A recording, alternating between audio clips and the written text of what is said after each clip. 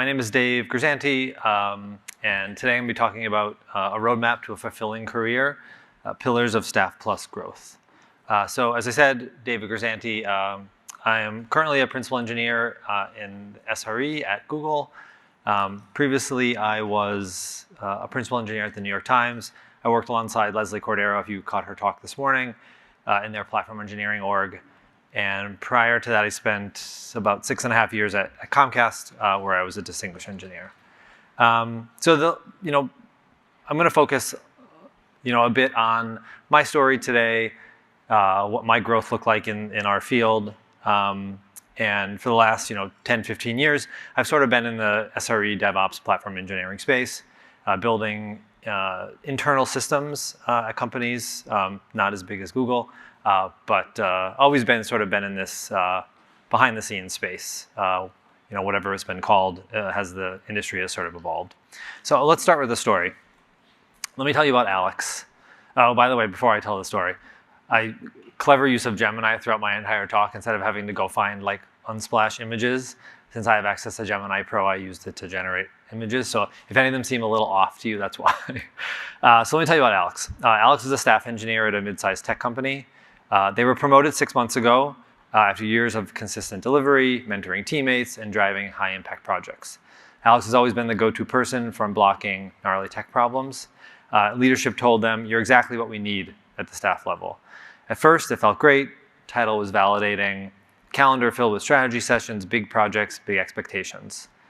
But slowly, the feeling started to change. Alex was doing fewer code reviews. They weren't shipping features directly anymore. Meetings ended with vague takeaways. No one was telling them what success looked like. And in one-on-ones, they'd say, "I think I'm doing the right thing," but deep down, they weren't sure. The days felt full, but their impact felt fuzzy. So Alex's story isn't rare. Many of us, I think, hit this point, especially after reaching sort of staff principal levels where the rules change, feedback fades, and the growth that used to feel so clear suddenly gets murky. So that's what this talk is about. It's the sort of the roadmap or some of the ideas I wish I had as I was sort of going through these various career ladder levels as I was working in my career. So a few questions to kick us off. I know the lights are sort of bright. I can't see everyone. How many of you were on the IC track and maybe have felt like Alex at some point? Okay, I see some hands. That's good. Or you're on the IC track and maybe you're Alex before he got promoted. If any of you are out there, sort of achieved this level you're working towards, maybe you realize now that it's not what you expected, or maybe it is, depending on the company. So I want to walk through some of these scenarios and talk about, maybe some of the trappings and the things to look out for. Because there's many things that motivate people sort of as you achieve these levels. Maybe it's money, status, learning, natural tendency to want to grow, et cetera. So I'm mentioned the past roles I've had. I'm coming up on about 20 years next year in the industry. And I've had a fairly traditional career path. I studied computer science in college. I'm fortunate, I think, that my career path also coincided with the rise of IC roles, sort of growing in industry, not necessarily needing to go into management to continue growing. I never officially went into management despite being pushed, like I'm sure many of you may have been that have been in your career long enough. Maybe some folks have jumped into management and then jumped back. That's something I've realized along this sort of almost 20-year journey, is that moving up the ladder doesn't always bring the satisfaction it appears. There's always another level to chase, a better company to work for, and more money to be made. I've been thinking a lot about this recently. What makes a rewarding career? What will make me happy, you happy in a job, without feeling like you constantly need to chase the next promotion. I've personally experienced sort of ups and downs of that process. And I've seen a lot of folks sort of go through that struggle, and that's, again, what I want to talk about today. Ooh, what happened? I didn't see my slides. So these Staff Plus levels come with a lot of ambiguity and invisible expectations. And fulfillment isn't just about the title.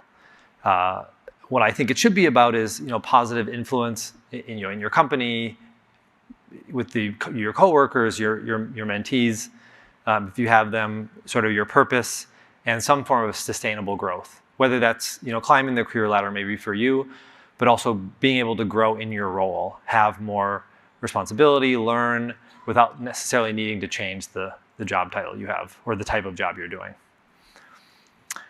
So, in this sort of gnarly career ladder that exists today, we want to be able to understand the pitfalls of moving up the ladder. What are the trappings that come along with it? Learn to navigate ambiguity and some of the new challenges that come along with it. Developing influence in your organization, whether it's the existing one that you may have gotten promoted at, or if you're joining a new company, or shaping the engineering culture for long-term impact at the company that you're at, or maybe a new one that you just joined. So again, what are some of the things we think about as we embark on this journey? So the first thing I want to talk about is like climbing or getting stuck on the career ladder. So maybe been at your company for a while, you've been in your role for a while, and you're sort of feeling stuck. One of the first things that at least I think helped me, or one of the things I sort of advise folks to do, is try to expand your scope. And I think in many ways, the people I've seen struggle sort of fall into the trap of saying, well, the projects I'm working on don't have enough impact, complain to their manager, I need more high impact projects. And you may be in a situation where those projects don't exist. Maybe your organization or the group that you're in is stuck in a spot in the organization where they're not getting enough attention. And one of the sort of tricks that I've learned, or one of the things I've tried to do, is make connections outside of your team or your org that may seem less obvious. And I think for me, one of the sort of, maybe this was luck, maybe it was a little bit of me making friends when I was at Comcast, we had an open source team that was sort of closest to me and organizationally, but I wasn't on the team. I didn't work with them very much. And they did a lot of work with the open source community. They did a lot of work with our internal teams to do inner sourcing. And they were sort of struggling because they didn't have any engineers on the team. They were trying to hire one for a while, but couldn't get any funding. And they wanted to build this tool to sort of capture metrics about how many people were reusing software libraries that were being built internally for inner source projects. And I sort of saw that as an opportunity, like, okay, I'm going to befriend them, loan them some 5-10% time on this project that they need help with. That is probably pretty trivial to me, but is complicated for them. Worked with them for a few months in spare time, built this tool that they needed. It was a huge win for them. They were able to get more funding for their own projects internally, and it turned into a conference talk for me and one of the open source program managers that we were able to go give at an open source summit. So this is just like one example of ways that I think are maybe more creative ideas to latch onto something that might exist within your org that seems less obvious. Sort of build these connections and expand your scope without it being something that your boss may sort of hand you, or is within your direct line of responsibility. The next thing is choose problems tied to business outcomes. It's sort of easy to get trapped into working and building things that are just focused on outputs. I built this thing, look how great it is. I made X product go faster. That's great, but how does this influence business or make customers happy? So we really need to look at making consistent, iterative progress on things that really drive measurable business outcomes, and communicate those as they're being built. I think this is specific to sort of platform engineering recently, but I saw a pretty good success with the platform as product movement that's been sort of taking hold in platform engineering, where traditionally a lot of internal product development or even just internal systems development wasn't really seen as true product work. And I think that's changed in the last couple of years. Product managers are getting hired for a lot of internal teams. We had a few product managers when I worked at the Times that focused just on our product, and we really treated the developer platform that we were building like it was a product, like we had customers. So, in addition to like sort of driving business outcomes, like driving customer impact, I think is a big win. Regardless if your customers are maybe internal or external. It's probably a little harder if you're building something that external customers use that you don't see every day. But if you're on one of these sort of internal teams, and you can sort of see how it affects customers and really drive customer growth, that's I think it's a good way of showing progress and focusing on valuable outcomes. Next is like delegation and scaling expertise. I think this may not be true in every organization, it may not be said out loud, but I've seen in many cases folks sort of get stuck and not be able to grow into the next position because they don't have a succession plan. And that doesn't mean that you need to literally have the person sitting next to you right now ready, but in many ways, being able to depend on other people in your organization and your team that can essentially do your job or do the job that you are leaving behind so you have room to grow is really important. So whether that's sort of coaching senior or junior engineers, having a mentee, building up your mentorship network, and sponsoring other people is important. There needs to be folks that you can depend on while you're away. Hand stuff off if you're too busy. So don't hold all the cards yourself. Really look to elevate other people and scale your expertise by building out your internal network of people. And then just to shift the focus a little bit, and this may be a slightly different topic of people who want to get promoted. I've seen recently from talking to people that just like people tend to always chase the promotion, I think management assumes or expects that everybody wants to get promoted. Everybody wants to sort of move to the next level. And I think I've coached people recently or talked to people and asking them, like, is this actually what you want? Do you want to go from staff to principal or whatever the promotion is? Because it's not the same job. That largely depends on the organization you're at and how big it is. But if you like the job, the day-to-day job you have now, if you like writing code or writing code 50% of the time or whatever your split may be, getting a promotion means, yeah, you make more money and you have more responsibility, but you may be doing a totally different job. You may be not on a single team anymore. You may have scope over a few teams, and you really need to I think about it, what it is you actually want, not what management wants out of you. And they may just need somebody that is a high performer and sort of fits and shows the signs of being capable. But I think oftentimes you need to sort of step back and think about if this is the right fit for you before you sort of jump into it. And I think this is the same for if you're at your job or if you're sort of looking at roles at other companies.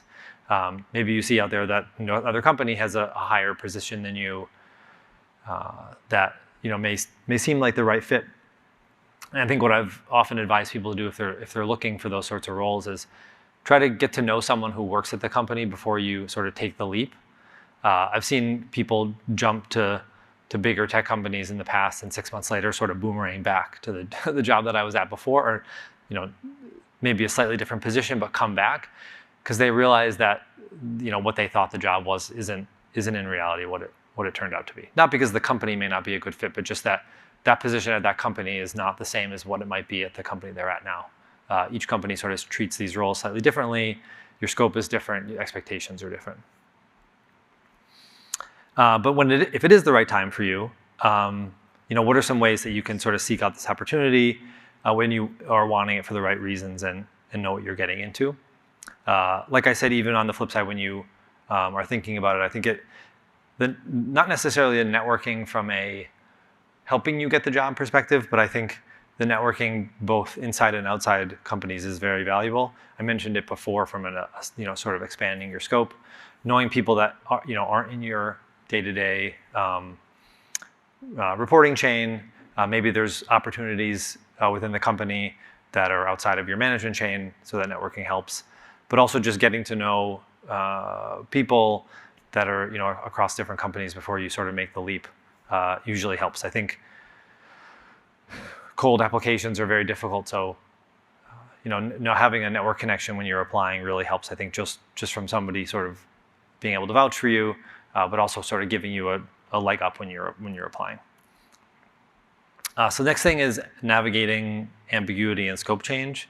And I want to sort of break this down into two pieces. First, I'll talk about sort of change of job and scope as you move up the ladder at maybe your current company. And the next thing was changing job literally to a new company, especially at a sort of a high senior level, and how to navigate those challenges. How do you sort of get started, from scratch? So the first thing is this quote I put the "your" in there, but it's coming from an outside source. So your previously learned skills or coping strategies suddenly seem inadequate to meet new demands. So this is typically a common pattern seen in children, and it's referred to as the performance cliff. I read the link at the bottom is actually from the real source, but I read a really good blog post by Katie Seiler-Miller recently about the Staff Plus performance cliff. And this concept is, again, associated with children, whereas children who typically do really well, gifted children academically in grades K through 12, at some point suddenly find themselves unable to cope with the demands of college, where self-direction and time management and study skills are really important. That they didn't necessarily learn these in order to succeed in school up front to that point and are now critical to their success. And the same mechanisms are at play, when you move to this Staff Plus role, team lead, you sort of hit this performance cliff where you've been sort of cruising up the IC ladder up until now, growing skills that are scoped to sort of your role, that are sort of team-centered around technical execution.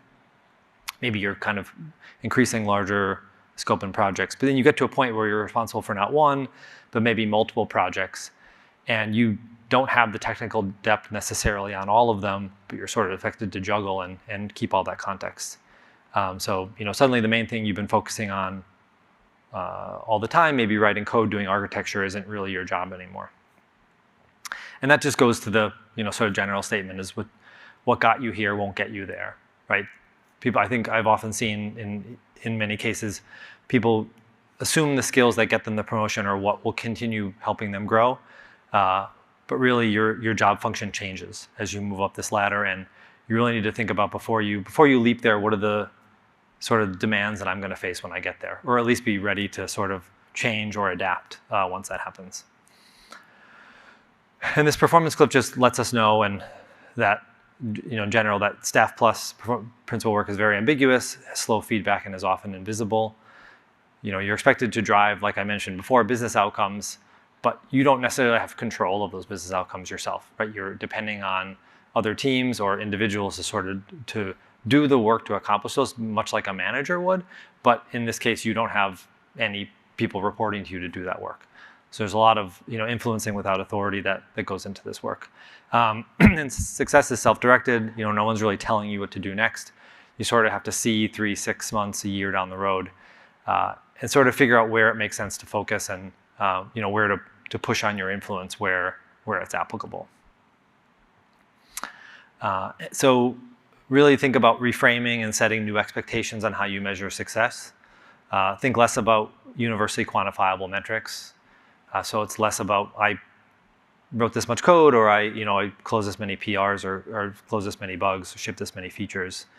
But it's really adopting a framework for recognizing impact and progress within this new set of responsibilities and longer term outcomes.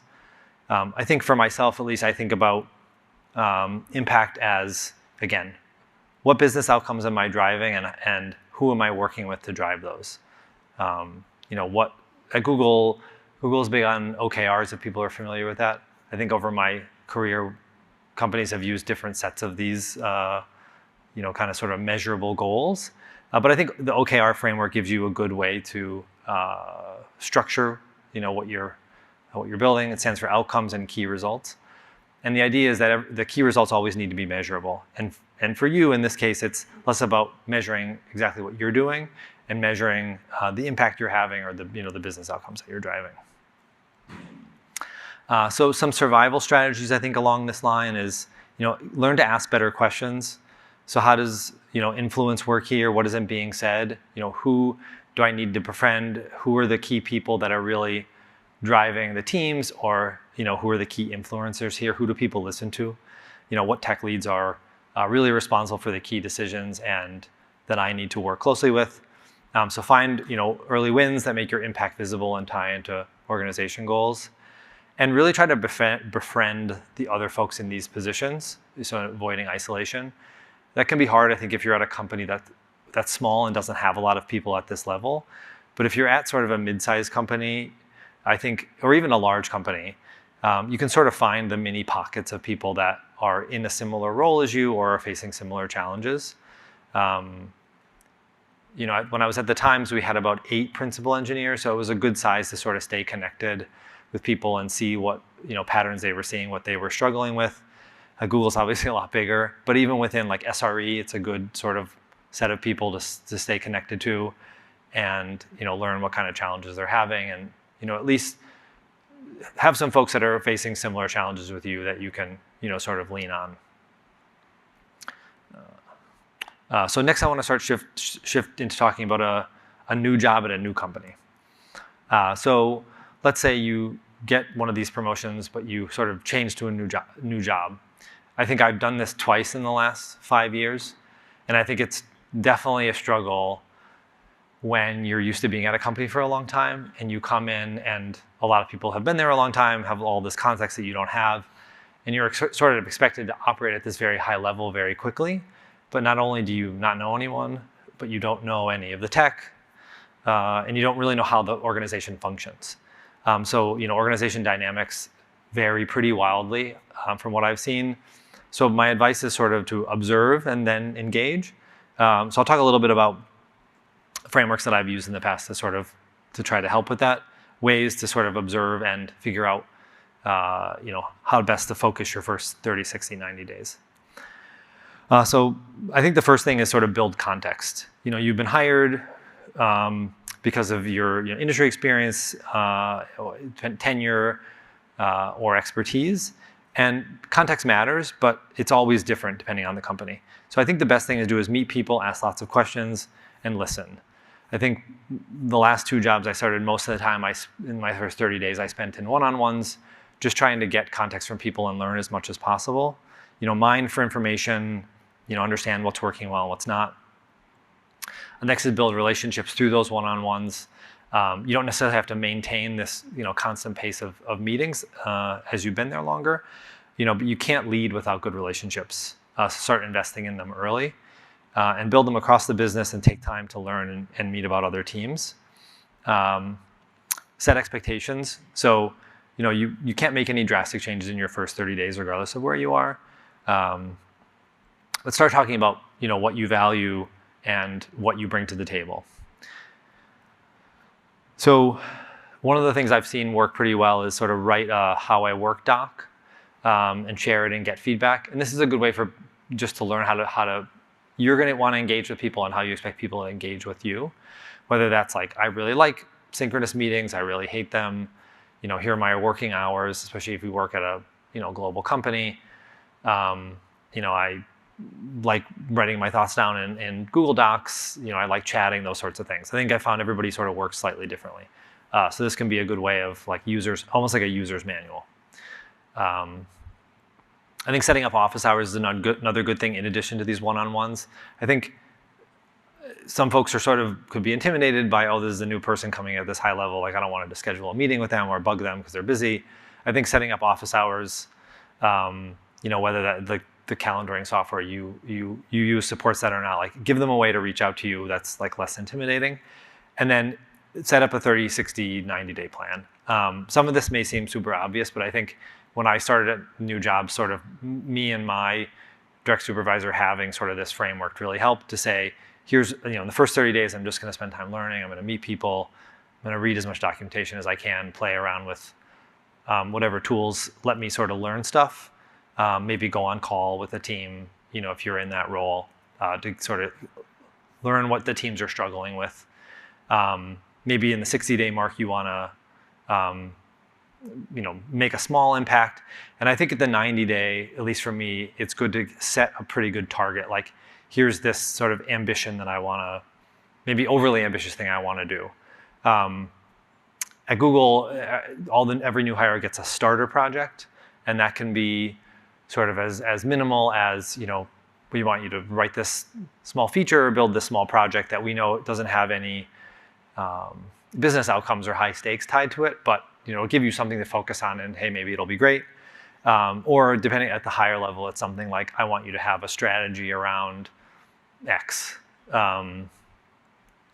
And maybe that strategy is sort of already partially formed, but it'll give you a way to focus your energy on, okay, if my goal is to sort of write this strategy document, that means I need to figure out who's involved in this area, who understands the moving parts of this, and then at least started collecting my thoughts. So it gives you, again, just something good to sort of focus on. Next thing to talk about is growing your influence.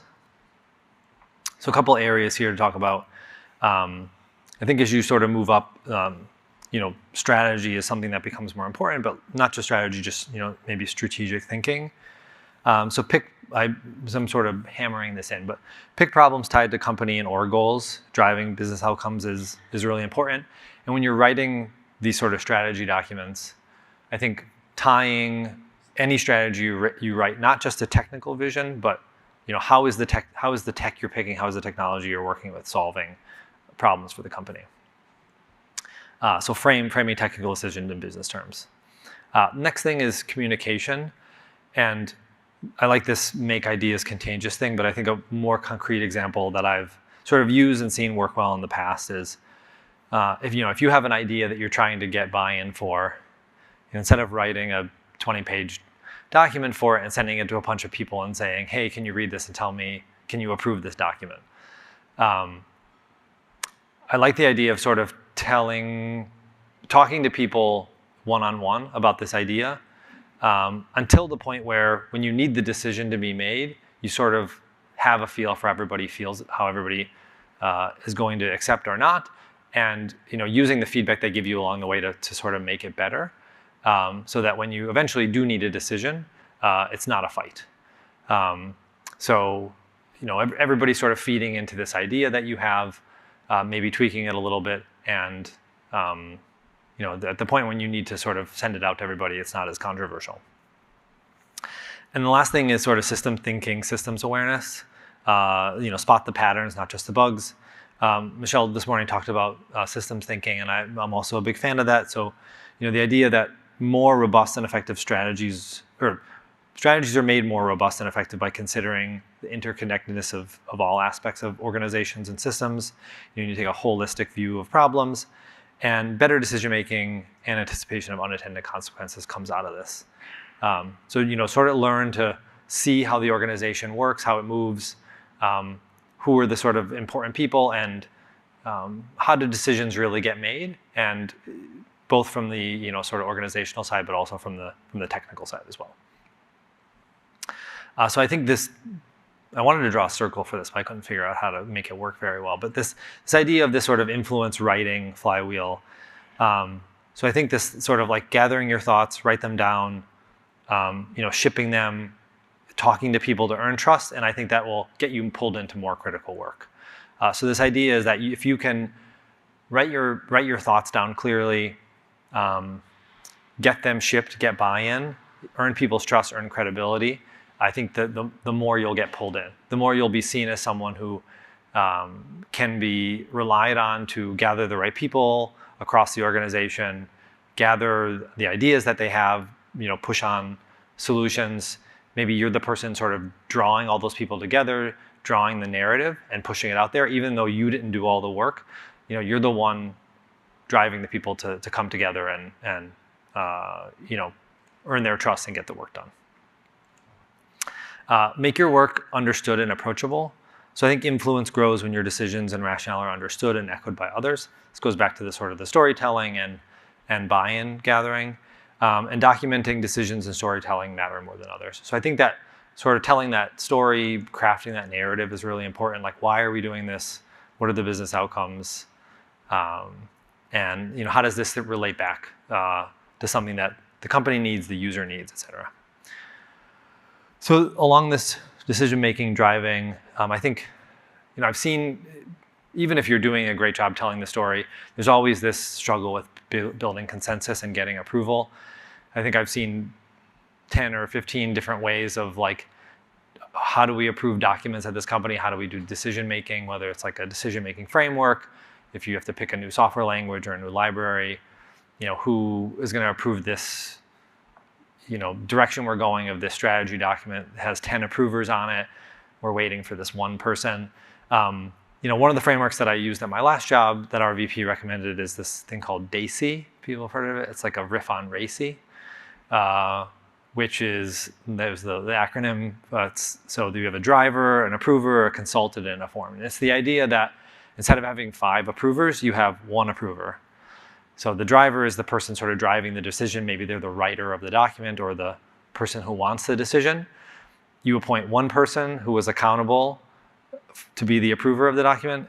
That person is responsible for talking to all the people who are consulted, getting their feedback, making sure the feedback is heard. And then once the decision is made, a bunch of people are informed. So this sort of pushes on the fact that when you have 5 approvers of a decision or 5 approvers of a document, it's sort of easy for 2 of the 5 of them to sort of not pay as much attention or be like, oh yeah, this person's really the approver, I'll approve it once they approve it. So this is a good framework if you're sort of struggling with sort of having too many people, when approving things. So next is shaping engineering culture. I mentioned this in a talk I gave like 2 years ago, I think. But I think about when I started at a new job, I was sort of thinking about ways to, how to figure out how this organizational works. And I sort of think about it as a mix of like an anthropologist and an archaeologist, which is, organizations are sort of like studying cultures, right? It's the study of, anthropology is the study of human beings and their ancestors over time and space. Figuring out like what artifacts did they leave behind? How do I find my way through this organization? And there's a talk that I was recently pointed to the other day by a guy named Mike McGarr from QCon in 2019, who talked about discovering organizational culture through artifacts. And I wanted to just point out a few things that he mentioned that were really interesting, which is, when you're trying to figure out what is an organizational's culture, what are you looking at, how do you sort of discover that, what key points are sort of mentioned. And he had this sort of axis here, which is about behaviors. So on one hand, you have rewarded behaviors, on one hand, you have punished behaviors, but in between, you have these sort of accepted and expected behaviors. And understanding like where behaviors fall on the spectrum gives you a good idea of like what the culture is like for how things are tolerated at a company. So expected behaviors are like, what things should I be doing to maybe get a promotion or get rewarded? But then there's like things that even though someone expects you to do something, if you don't do it and you don't get punished, well, those are accepted things, right? So if you're supposed to come to work the example he gave is you're supposed to come to work every day at 9 a.m. That's the expectation, but most people show up at 10 and no one's getting punished for it. Well, that's an accepted behavior, as opposed to violating some security policy, which is, you're punished and you get fired. So that was one example. And then that sort of culminated in like what makes up a culture of your company. And his idea is it's a combination of tools, processes, behavior, values, and ultimately people who sort of observe these different things. And I think this goes back to what I want to key off of is sort of when you're trying to shape an engineering culture at a company, you really need to understand not only sort of the behaviors and what makes up the culture, but how are decisions being made, who has the authority to make those decisions, which departments have influence, and how is information communicated. So if you can sort of understand those 4 things, I think you can figure out a good way of, okay, how do I shape this in a way that not just benefits me, but how do I work in this environment once I understand all these things. So sort of understand the culture, and then figure out how to set your own norms, right? So how you review code, how you treat feedback, how you get buy-in, build consensus, and respond to conflict, sets the tone, not only for your peers, but also for maybe other engineers that are sort of working with you and may respect you for sort of the tone that you set. And I think in that case, culture is very important, right? I think a leader, whether it's an IC or an engineering leader who has management duties, can really set a tone and make a huge difference in an organization. Culture is a multiplier, so again, be the example. And I think once you get to this sort of staff plus, depending on how big the company is definitely a leverage point. Use your influence to amplify values like psychological safety and inclusion. Make sure you're setting a good example in these areas, and be approachable. I think it's I want to say underwhelming. That's the wrong word. I think oftentimes people don't realize if they're like giving off a bad tone, and I think in the past when I've started at new companies, I've gotten feedback from people that say like, oh, a lot of the other ex-engineers are, I don't feel comfortable talking to them. You're really approachable. Like I feel safe, not complaining to you, but talking to you. And I think that idea of giving off sort of a vibe that you're accepting and open to feedback and for folks to sort of let you know what they're struggling with is a good way of sort of, again, building your network, but also amplifying other voices and scaling your impact, like I mentioned earlier. Okay, so then the last thing is sort of designing your own roadmap. So how do you take all these things that we talked about today and really think about, are you ready? Do you want to move to the next level? Do you want to keep climbing the ladder, grow in your own role? How do we sort of think about that? So I think the first thing is just understanding what motivates you and what keeps you happy. A new title may feel rewarding, but it changes your role in your daily life. Especially going to a new company, totally new sets of challenges. Think about all the work that you have to do to sort of build up your network again. Not that that's a bad thing, but it's just something that you sort of have to get used to if you bounce around to companies a lot, especially as you move up the ladder. And I think understanding what motivates you is important. I think it's easy to sort of get trapped in the hecticness of jobs and like not really realizing that when you change, you're like, yeah, I actually really like writing code, 50% of my day. Now I don't get to do that anymore. And then the other thing is there room to grow in your current role without a promotion? And I realize growing without a promotion, maybe that's like a oxymoron because you're doing more work but not getting paid more. But I think companies still have ways of rewarding people that aren't necessarily going to the next level. Maybe you take on more responsibility. Maybe you take a different role in the company that's not necessarily a title change. But I think either way, it's just understanding what you want and making sure you're doing it for the right reasons. So I had a physics professor in college. This was what inspired this picture. Whenever we would need to study for a physics test, he would always tell us to get a hot cup of cocoa and go home and study physics. So I asked Gemini to create a person drinking cocoa studying, and that's what they came up with. So I think the idea of understanding what makes you happy is just sort of invite reflection. So like, which of these areas resonate with you right now? Which one needs your attention in the next 6 months? Are you looking to shape culture? Are you looking to grow your influence? Are you looking to grow in your role? What are the sort of things that you need or want to think about? And maybe start writing those down, reflect on them over some cocoa or whatever a hot beverage you like. So in a similar point, what are your goals in the next 6 months, 1 year, 3 years, 5 years? Would you rather grow your influence outside of your job, like start a blog, start writing more, doing conference talks, those sorts of things? Or would you rather put your energy into being great at your current job so you can get promoted, or building your network so maybe you can look outside your current company? Again, what motivates and keeps you happy now? Are those motivators the same? Are true if you continue to climb the ladder? Talk to engineers maybe a level above you and at different companies at events like this to see what their day-to-day is like. I've definitely found that across the 3 companies I've worked at, even though I have a similar title, my role is wildly different at the 3 companies, both because the companies are different sizes, but also because they're at different stages of their growth. Google basically wrote everything themselves, doesn't use a lot of open source or vendor software, whereas Comcast and the Times did. So I feel like the context you have and the industry experience you have can help, but how it benefits you is very different at different companies.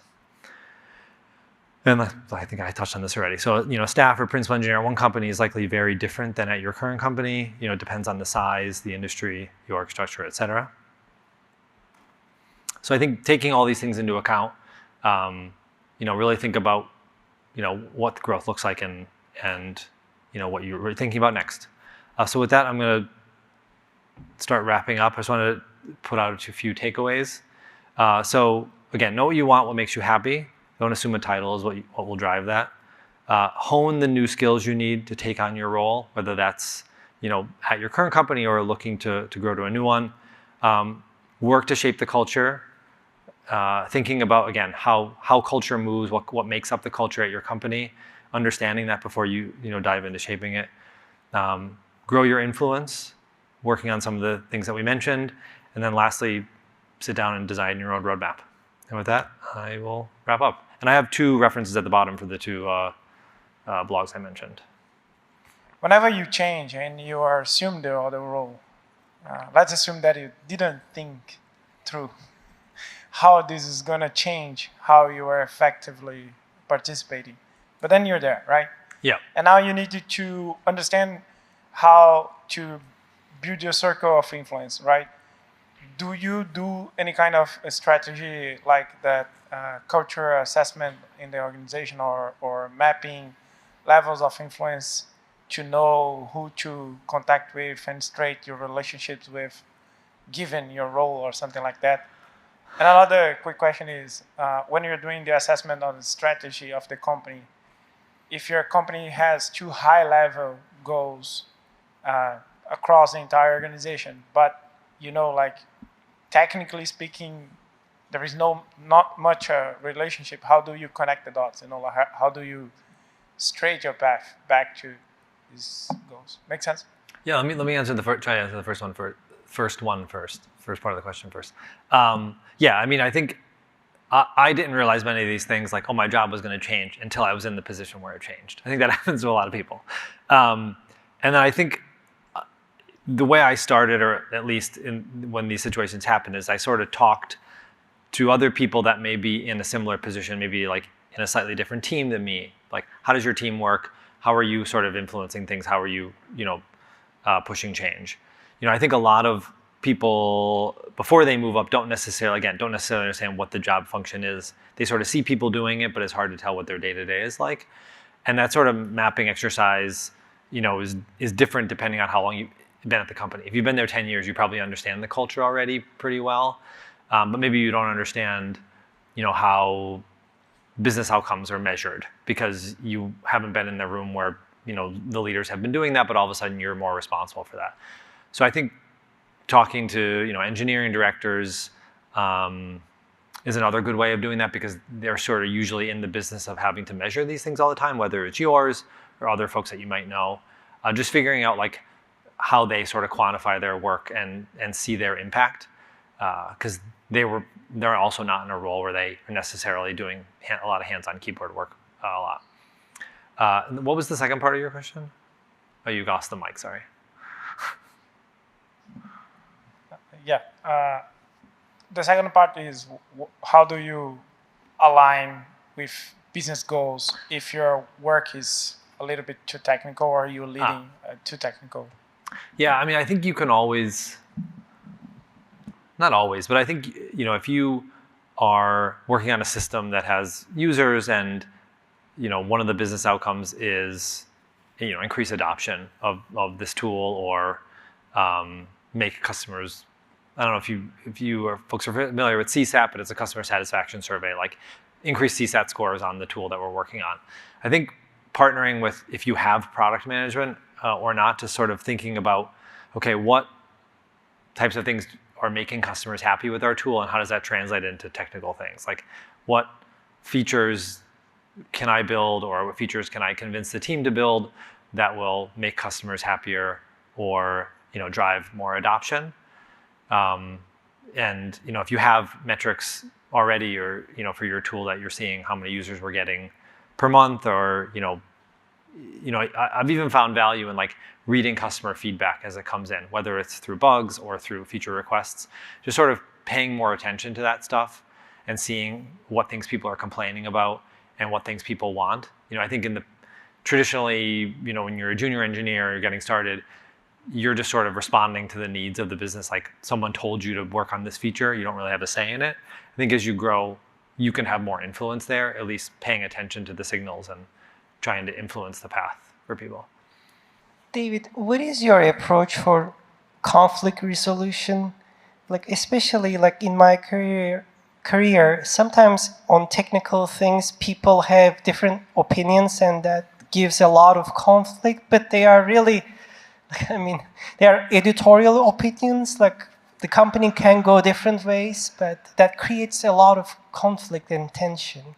Yeah, I think this gets back to the driving. Like, I think if you were to ask an engineering director, for instance, maybe that's unfair, but like they probably don't care what the technology choice is. They want to make the customers happy or, again, drive business outcomes. So I think it's framing the technical decision in ways that are going to drive the business outcome and not pushing the technical decision under the rug, but, and not that it doesn't matter, but I think if you're struggling to say which tool do we pick to get this thing done, there are, like, I've seen frameworks in the past to just like weigh the pros and cons of all of them and say, you know, we have to pick a new JavaScript framework. Here's the 4 of them that we're going to pick. You know, let's use this framework to like weigh out all the pros and cons and, you know, take out the names of them and look at all of them on a spreadsheet and say, okay, this one won, this is the one we're picking. Like, in the end, there are factors there like supportability and maintainability, how many people understand this language, how many don't. You know, everyone's always going to have opinions about what the technology choice is, but there's usually a way to, you know, make a pros and cons list and pick one, and then, you know, at the level that we're talking about, unless you're operating at a super technical level and it's going to affect you which one you pick, your goal should be to, you know, drive the business forward and have them get more users or make more money or whatever it is. But I think driving clarity on, you know, how the technology decisions are made should be fast. Like, try to remove the blockers and tell people that it's not personal. You know, not that it doesn't matter what we're picking, but let's pick the best one for the job and move on. I was gonna say there is a QCon 2022. So one of my colleagues from Comcast gave a talk, and he mentioned trying to fight with making a technology decision. I'm blanking on his last name now. I forget. If you look up, like, there was a Staff Plus track at QCon 2019 in New York, if you're looking for the framework, and look up the talk. His first name is John.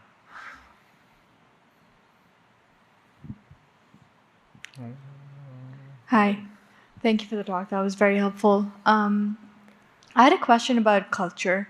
You talked about creating culture, and one of the things that I, in my experience, have struggled with is motivating people to take on more ownership or take on a bigger role. Do you have any advice for that? I think I haven't struggled with this because I haven't been a manager, but when I was at the Times, a peer of mine was struggling with this because he was, as I was sort of moving out of one position into another, he was saying, like, I really need someone to backfill for you. Like, do you know anyone, or how can we motivate people?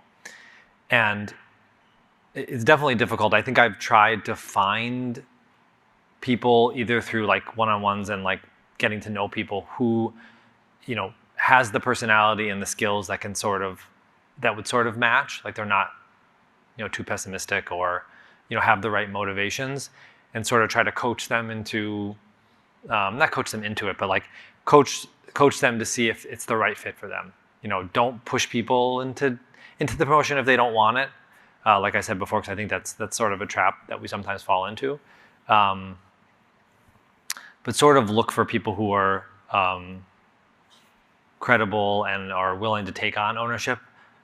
But I realize that that's hard, because I think if it were there, it would naturally see it, and they would just already be doing it. I think in some cases, you just sometimes have teams where there isn't somebody who's a natural fit, and maybe you need to bring in somebody from another team or from another org to sort of fill the gap. So I don't have any silver bullets, unfortunately.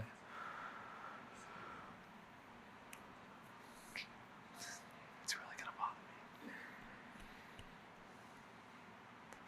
me. I thought of his name too. His name's John Riviello, who gave the talk at QCon, if you're looking for the frame. Yeah, there you go. Yeah, no, John Moore I remember because I worked for John Moore.